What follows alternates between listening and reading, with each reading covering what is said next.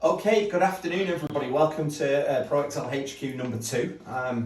We are here on Monday the 27th of June, just a few days now ahead of our performance at Silverstone.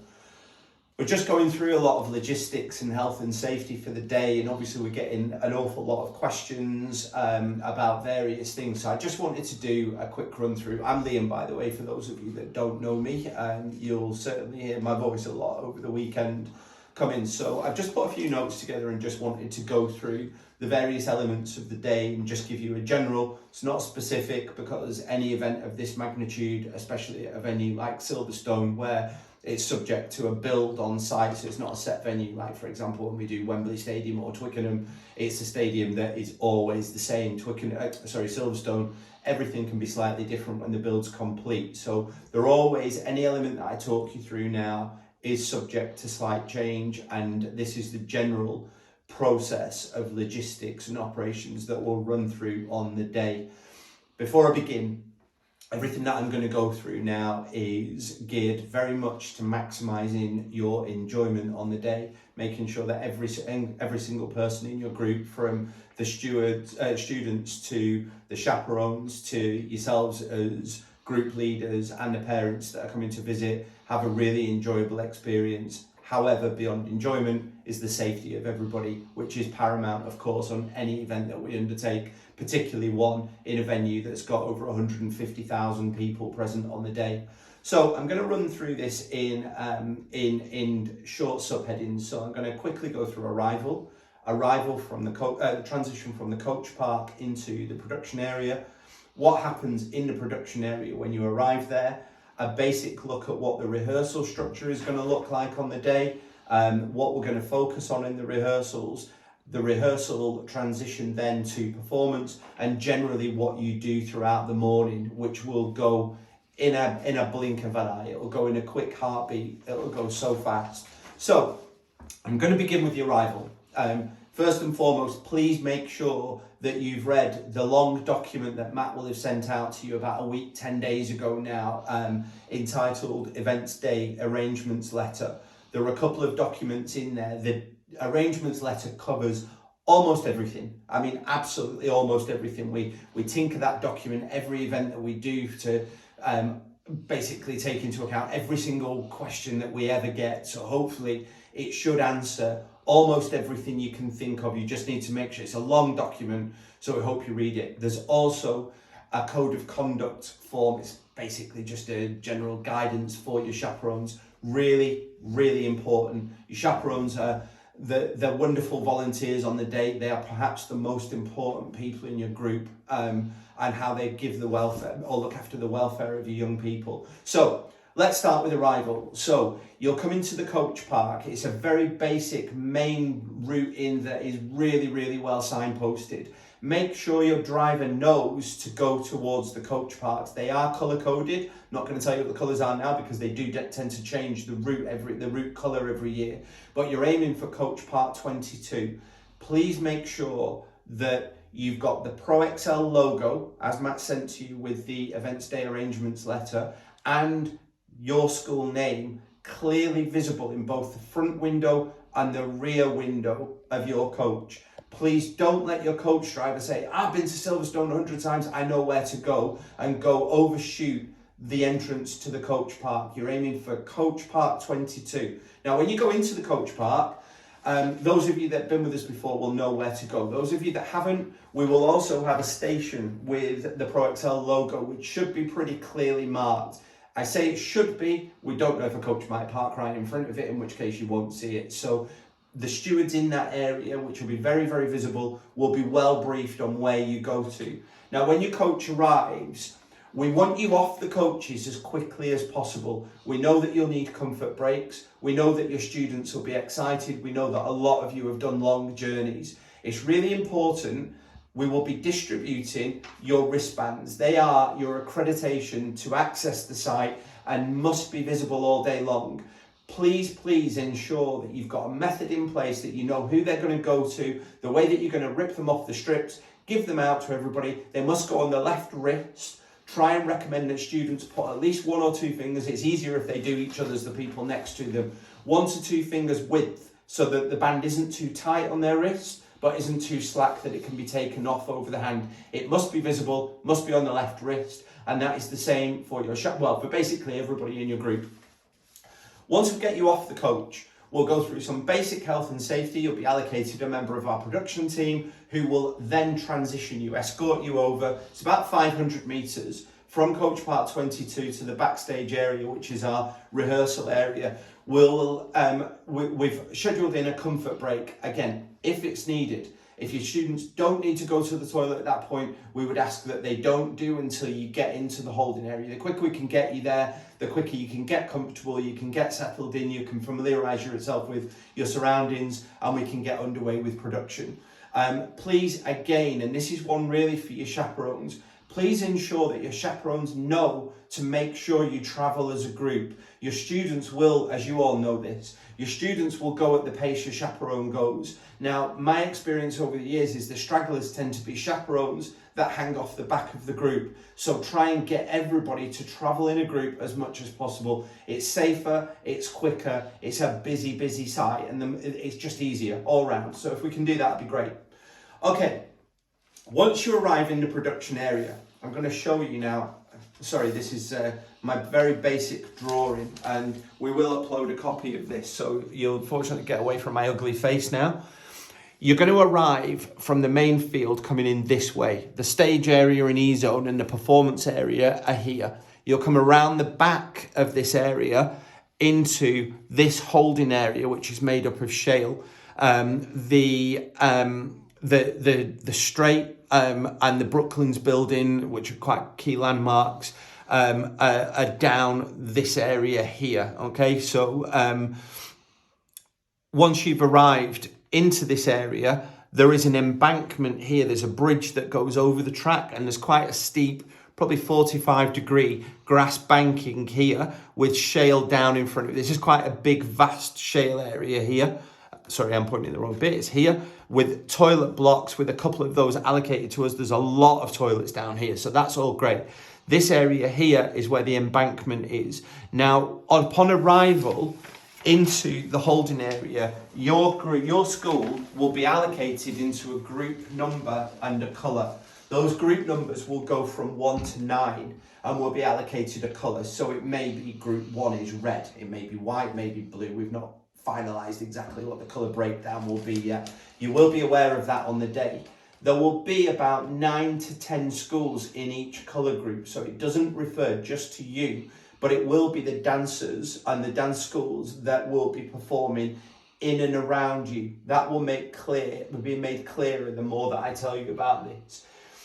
Your colours will be depicted on giant race helmets, so there'll be a red with a number 1, for example, or a yellow with a number 4, whatever it is. They'll be allocated, and you'll see those. They're mounted on big poles, and production staff will move those around to give you a visual point of where you need to be at any given time. When you arrive, it's about getting comfortable, finding a space, be sensitive and attentive to other schools' needs, particularly the schools that come early. We've had schools arrive early in the past, and we've got a holding area, and all of a sudden they've got bags spread over a 30 by 30 metre radius. Put your bags as close together as you can.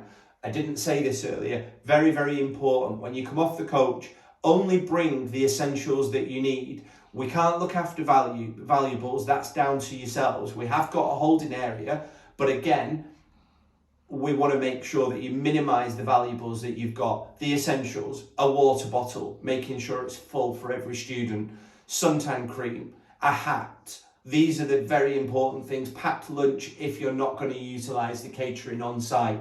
But that should be all your students really need to bring. They don't need lots of money. They don't need expensive cameras, etc. So travel bare minimum. When you get into the holding area, find your little area that you're going to have. Get your bags into as small an area as you possibly can. Make sure your students have got their water bottle. Make sure that they've got their sun cream on, etc, etc. Now, the toilets are there, so you've got time for a comfort break. What we would ask you is, if you can sort, especially if you've done a long journey, if you can just get your students limbered up, We've got a very, very tight rehearsal schedule. We've got, over 70 or just over 1,600 dancers that will be performing. I don't really want to be wasting time doing massive individual warm-ups with groups. We will be constantly doing a bit of a warm-up, keeping people loose. But if you can take some responsibility for that yourselves as well, that would be fantastic. What will happen then is we'll begin to call your groups up. We've got 3 zones. Again, if I can just bring Matt in. For those of you familiar with the site, this area here is a cordoned off grassed area, okay? Now, on here, we've got zone 1. This is where you'll do your main rehearsal under the guidance of our choreographer, Katia. Now, this will be your track group, which will look something a little bit like this. So, you are rehearsing your dance squares. Group 1, this is what I was saying about before, will be depicted by a colour. This will be made up of 4 to 6 schools, maybe more, depending on the numbers for each group, in each one of these dance squares, okay? So 1, 2, 3, 4, 5, 6, 7, 8, 9, and they will be allocated in groups. Now, each group will rehearse in zone 1. We'll call you from the holding area, first of all, into zone 3. In zone 3, we make sure we've got all the schools that need to be there. And within this group, chaperones should stay away. Chaperones should stay where they've got eyes on the group, but only really the workshop leader or the allocated sort of dance teacher or whoever it is that you want to be with your group all the time. Once they go into zone 3, they're under the guidance and instruction of Pro Excel team. This is just to get you organised. Then you'll move into zone 2. And then from zone 2, we'll make sure that you're set, and then you've got no public in this area or no other groups in this area. It'll just be your dancers and the lead chaperone from each group, and we'll get you structured into your dance square so you're in accurate positions, and we'll give you a lot of information and guidance in there. Then we'll move you to zone 1 where you do your rehearsal. Now, the group that are in zone 1 rehearsing, the next group will be ready behind, and the group will be, so it'll be kind of like a chain reaction. Zone 1 group, once you've finished your rehearsal, you'll come out of the end of the rehearsal area and you'll just double back around on yourself. So if you're in one of the earlier groups, you've got then maybe an hour, 2 hours to chill out, to enjoy the atmosphere. You can go and watch any racing or track activity that might be going on in this area. We're not going to have set lunch breaks, so you might choose at that point to have a full lunch break. Tell your students to have a packed lunch. I know a lot of groups prefer to just have their students grazing throughout the morning and then eat properly once they've performed. That is entirely up to you. We will give you quite a fairly accurate time that you will be rehearsing. That is subject to change. There's lots of factors that could change that, such as coaches arriving late, that we might have to change the structure. So we might, rather than going in the order of the groups, that rehearsal block 1, 2, 3, 4, that would be ideal. It might be that we go 1, 2, and then people from 3 are stuck on the M1, in which case we might go to group 4 to rehearse. So there is some flexibility. We've got a big PA system in place, so communication will both be visual through your colours and will be audible through the PA system. Just to slightly backtrack, so I've gone into rehearsal there. Upon arrival in production, you get comfortable, you familiarise yourself with the surroundings. Our operations team at that point will also take your workshop leader and we'll do a walkthrough of the key places that you need to know about.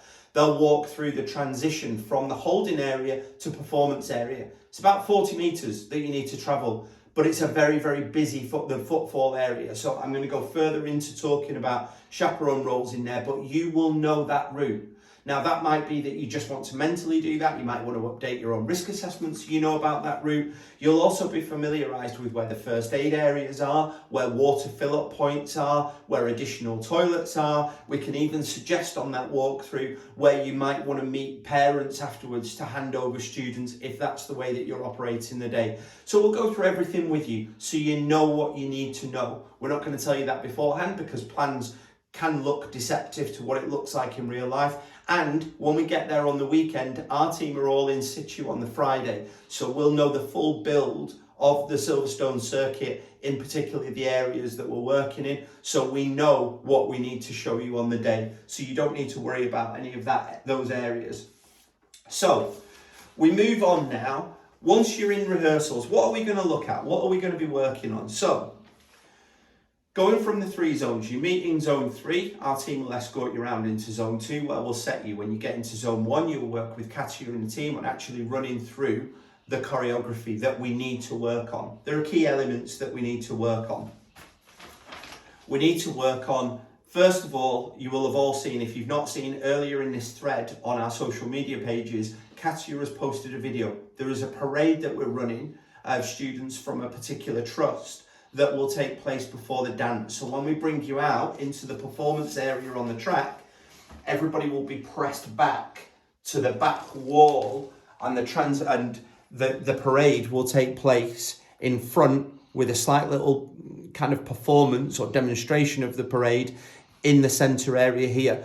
That will strike off past group 1 and will fold in back around. When we do that, everybody will move out into their dance positions, okay? So we'll be working on what that looks like for you. There is a video, it's very, very simple. So again, if you can familiarise yourself with that.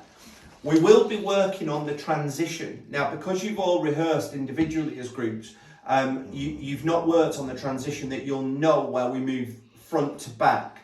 That is because, unfortunately, we can't have every school on the front. And what we've done is put a transition in to make sure that any schools on the front that might start on the back, they swap over. So there'll be a transition from front to back. So when you're in your coloured group squares, you'll be working with the other schools that are in your group so we can do the transitions. There is no lateral transition between group 1 and 2, 2 to 3, 4. Every transition is within your own group. Visually, the whole group's then working together. We'll go backwards and forwards. We'll be working on the canon in Tsunami. Now, obviously, this does link between the groups, but again, nothing that you need to worry about. I think we've already gone through the counts where you move in the transition. Those counts are different for every one of the groups, and that creates the effect of the tidal wave. We'll be working with the groups with props. If your group doesn't have a prop, you don't need to worry about that. Don't ask, do we have a prop? You'll know that by now. So that is, the parade group have props, and the acro groups, some of the acro groups have the iceberg prop. We'll be working with them and them only. I can't stress enough, if we've not told you about props, don't ask the question, you don't have props. Okay, so that's what we'll be doing in the rehearsal. Now I'm going to come on to arguably the most important part, again, for enjoyment, for logistics and for safety. The time that we move the whole group from this area in zone 3 to this area in performance. So what we will do is set the group almost in reverse, okay? So we'll begin group 1, 2, 3, 4, 5, 6, 7, 8 and 9. So the last group to go out are group 9. The first group to arrive on track are group 1. So this will rotate all the way around. So front line, when you set up, will be facing this way in order to wrap around and face that way. So your front row, when you're in here, needs to be facing towards the embankment, not to the back of the stage, okay? And we will move you round. The role of the chaperones here is very, very important. We insist that your chaperones have, whether your ratio is at 1 to 8, which is the primary age group, 1 to 10, which is high school age group, or 1 to 1, where there is a particular need for the student to have one-on-one support. It's really important that your chaperone has got eyes and ears on their 8 or 10 students. Ideally, therefore, if you could allocate your groups to be according to the formation that you've all worked on, your own formations. So ideally, we don't really want one chaperone that's got one person on line 1, person 3, and then one person on line 4 that's person 7, for example, if that makes sense. It's important the chaperones stay with the group as they move around. It's important the chaperones are holding as many bottles of water as they safely can do, or a carrier bag with water bottles in, or a backpack with water bottles in. They've got eyes and ears on their 8, 10 or 1 students all times. I want the chaperones to make sure that the students move in tandem with the rest of the group. No overtaking, no getting overtaken by other groups. You can talk to other groups. If you feel that they've got students that are running through your students, tell them to go back and stay with their own group. Again, you'll be moving in accordance with your big coloured helmet that's on a great big pole that'll have your colour on, so you know where you should be. Stay close to your students in that transition. And that means both ways as well, both going out to set the show and also, just importantly, if not more importantly, when you're transferring back or transitioning back from performance back into the holding area, that your excited students don't go and run off. Okay, so register your students. Chaperones individually register their small groups of students when you get out on track. That's not to have a register written out, Daniel, Josie, Billy, whoever. It's just a head count. You can see your group in there. Just make sure you've got your 8 or your 10 or your 1. When you return after the show, I would suggest then you sit your group down and you do a head count and check with names. Make sure you've got everybody back that you need to get. Very, very important. Chaperones must not film the show. And that isn't because we don't want them to film it or enjoy it. It's just your chaperones have got to have eyes and full concentration on the students that they're looking after, not on a small screen on their phone with perhaps the sun shining on it that's going to distract. In previous years, that has become a real problem. And what happens is audience effect. One chaperone may break that rule and just go, I'm filming it. I've come all this way. I'm filming. My daughter or my son is out there. I'm filming it. And as soon as a chaperone sees another chaperone filming it, they know that they're not allowed to do it, but they'll just do it anyway. Okay? Really, really important. Security have briefed us on that at Silverstone as well. And chaperones should be identifiable by wearing the uniform of your particular school. Again, a slight change for those of you that have worked with us previously. We're not doing all the chaperones in one colour because we can't identify which chaperones are relevant to which school. Okay, so again, chaperones should have water on hand, keeping eyes and ears on their particular students. If you see a student that looks like they're beginning to either wane in heat or cold, or nerves, or having an asthma attack, or anything like that, you must go to your student. Don't think, I'll wait. Get out to the student. Double check that they're coherent. Double check that they're okay. Ask them if they're okay to perform, and ultimately, chaperone makes that final decision. If they don't think that they're okay to be out there, please don't panic on this. It happens once in a blue moon, and last year we had really, really extreme heat conditions that made it slightly more frequent than we would normally expect. You make sure your students are okay. If you make the decision that they're not, you get them out and seek steward support, Pro Excel support, or just keep them with you, just what you need to do in that situation. You'll know where first aid points are, and you'll have your own protocol in place if it needs to go to your group, if you need to report back to your group leader, to a Silverstone steward, or straight to medical centre if on the unlikely scenario that that a student requires that. Okay, so once the show has ended, we will strike everybody. All Pro Excel's production crew, and there are a lot of us, will all be there on track guiding you with where to go. We do find that the students tend to run. You can give them the guidance to just walk, wave to the crowd, clap, cheer, accept the applause from the fans, etc. Again, maintaining that you don't take away their enjoyment, but make sure that they travel safely. Make sure that your chaperones can see them. Go back to the holding area and basically just go through whatever registration process that you want to go through. Please ensure that everybody is registered and everybody rehydrates at that point. Okay. Final areas, costume. Please make sure that your t-shirts are coming out in the post this week. They, in fact, as we speak, are probably just getting loaded into vans now. They should all be with you tomorrow, absolute latest Wednesday, on the addresses that you have provided for us. Make sure that you come ready. So your black leggings, your white pumps. If the weather, or if you've got anybody with particularly sensitive skin, if they want to wear a base layer, they can wear a base layer either in white or in royal blue, which is the costume colour, or yellow for the primary school students, or black, whatever. If you've got any cultural or religious needs where skin can't be shown, again, please make sure that a base layer is being worn. We've made a decision. We were going to, we put in as a contingency to provide hats for all the students. It's not really conducive with the performance outfit, and it was really something that it's easier to put in and remove rather than add.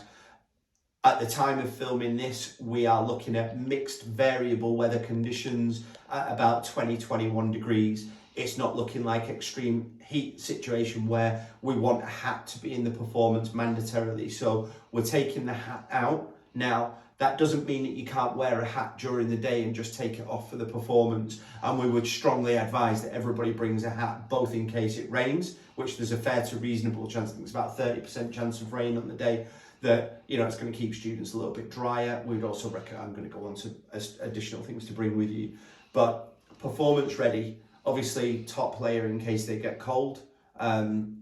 You might even want to have a change of shoes. It's up to you. I would recommend not. The amount of shoes that we end up with at the end of performance day is ridiculous. If anybody's missing any shoes from previous years, please ask me. We may well have them. But yeah, come performance ready. Sun cream, please, please, please, even if it's an overcast day, make sure that your students are wearing sunscreen and a high factor. Nobody likes putting sun cream on, especially children. I'm a parent, I know. The difference it makes is unbelievable, and in previous years, even on cloudy days, the number of students that we've seen getting sunburned because they've not put any kind of sunscreen on. Please, please, I cannot stress it enough, no matter what, just dollop a load of sun cream on, especially on extremities, noses, ears if they're uncovered, exposed arms, just please do it. I know it's a really basic one. Silverstone's an airfield. It's a big open area, and the sun, when it does come out, bounces off everything, and you don't even realise what it's doing. And the hours that we're out there, even beyond the show, you're going to be out there until, a lot of you, into the evening. So please, please do it. Okay. Additionals, these are just additionals, things that I would bring as a group. If I was in your shoes as an event, as a project organizer, sun cream, I think I've stressed sun cream enough. Hats, might even be worth just having a few hats with you. We'll probably have a load in our van as well. If anybody needs a hat that hasn't got one, I'll make sure we've got a couple of 100 hats in there. So that's, you know, not one each, but we've got some there. I would recommend, as silly as it sounds, we're not allowed gazebos. We had requested the ability to put gazebos up, and it's kind of been knocked back. Basically, the red tape of putting gazebos in place was just never going to be logistically sound. Golf umbrellas were allowed, and they are brilliant, brilliant things. If somebody is feeling too hot or it's peeing down, whack a golf umbrella up, and they're brilliant, and they're really easy to carry as well. So it might be just worth having one chaperone each with one of those. And extra water. There are water bottle fill-up points. For the sake of carrying a couple of cases of water, it's worthwhile. One thing, again, I would probably just recommend, it might be worth just bringing some black bags with you, just so you can look after your own waste. Just good housekeeping, really. There are public bins around, but if we can just tie up any waste in black bags and just leave it in one area, it just makes just good housekeeping. It makes us look better in Silverstone's eyes when we come away, especially bearing in mind that we're doing a show that's based on climate. It doesn't look too great if we leave, you know, a load of plastic bottles and stuff strewn all over the place. And that is everything. If you've got any questions or queries, please comment below, and one of us will try and get back to you. Please, can you keep any requests or queries or questions that you've got, can you keep it about the areas that we've discussed in this not so short video? Matt's actually filming this, and I think he's fallen asleep. Even Matt's dog has fallen asleep underneath me here. Got to get baby Maple into the video, Matt. She's in. She's in, great. I don't know why I'm still showing you my notes, which are not really helpful at all. We'll try and upload these drawings as well, although certainly the groups that you're allocated into will let you know that as soon as possible, so you can let parents know. The crowd area is here, but it'll give you an idea of where to go. Please, please, I know we all think it, we all want to be front and centre. This show is not built around front and centre. The stage is purely a landmark for us. The show is equal across the board. So please don't think, oh, we've been put on the outside, we're not as important. Everybody is important. And actually the groups on the outside, in many respects, you get crowd side and front.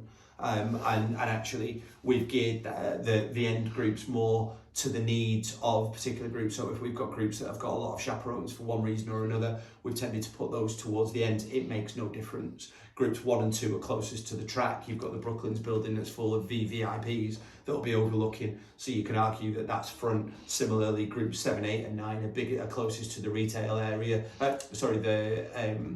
the catering area where people are queuing up for beers or pies or burgers or whatever it is. So you get a lot of footfall in this area, and then all across the middle you get lots and lots of people that kind of just pitch up there to get a good access point to watch everything. You've got screens here and here. Again, you get a lot of people that try and set their position in front of the screens because you can see more on the screens for a lot of the track activations than you can along the perimeter fence. And there's perimeter fence going all the way here, looking out onto track activations, so everybody is equal, and positions are really made up of the sizes of groups, where you've rehearsed, and what will work as the breakdown of arrivals. So a lot of schools that are travelling, we know roughly when people are going to arrive. That's the final thing. We say arrive between 9 and 10. 10 means latest, not aim to be there for 10. I know we've got a couple of exceptions with schools that have got individual needs that have identified that they're going to travel at different times, and that has been allocated into the rehearsal schedule. As I say, any questions, queries, feel free to either contact Matt or myself or Katia if it's from a rehearsal point of view. Otherwise, please feel free to comment below. And if you've got to the end of this, well done. It's probably Friday. Thanks very much. Have a great week. We are finishing rehearsals today. Can't believe we're finally there. And yeah, we will see you this weekend. Thank you.